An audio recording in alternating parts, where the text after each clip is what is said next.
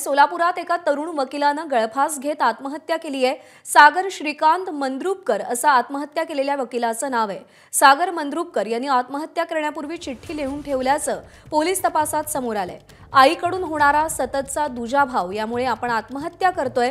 माझ्या आत्महत्येला ती जबाबदार आहे। माझ्या मृत्यूनंतर तिला कडक शिक्षा करा असं या पत्रात लिहिण्यात आलंय। अशा आशयाची चिठ्ठी लिहिल्याची पोलिसांनी माहिती दिली आहे। या घटनेची सोलापूरच्या विजापूर नाका पोलीस ठाण्यामध्ये नोंद करण्यात आली असून पोलीस सध्या पुढचा तपास करतायत।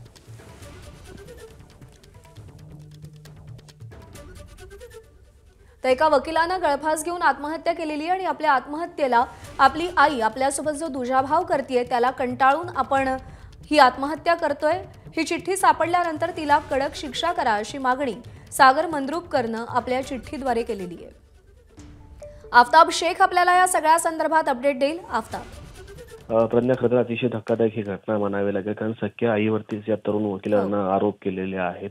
खरं तर तरुण वकिलांना सागर मंद्रुपकर असं त्याचं नाव आहे। त्याने चिठ्ठी लिहिली, 2 पानाची ही चिठ्ठी आहे आणि या चिठ्ठीमध्ये त्याने असं सांगितलं की आई सतत दुजाभाव करत होती आणि तिच्याच त्रासाला कंटाळून मी आत्महत्या केल्याचा उल्लेख या चिठ्ठीत केल्याचा दावा पोलिसांनी केलेला आहे। अर्थात या सगळ्या संदर्भानं पोलीस या सगळ्या प्रकरणाचा तपास करतात। मात्र अतिशय तरुण वकील होता, मात्र उमेदीच्या काळात त्यांना हा टोकाचा पाऊल उचलल्यानं संपूर्ण सोलापुरात हळहळ व्यक्त केलेली आहे। संपूर्ण बार असोसिएशनमध्ये या प्रकरणाची चर्चा देखील होताना पाहायला मिळते। काही दिवसांपूर्वी पोलिसांची देखील सागर मंद्रुपकर याचे वाद झालेले होते।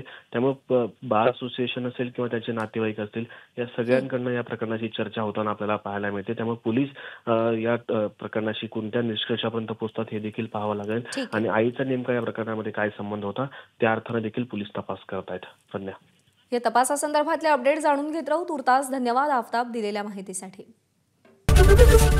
एबीपी माझा, उघडा डोळे बघा नीट।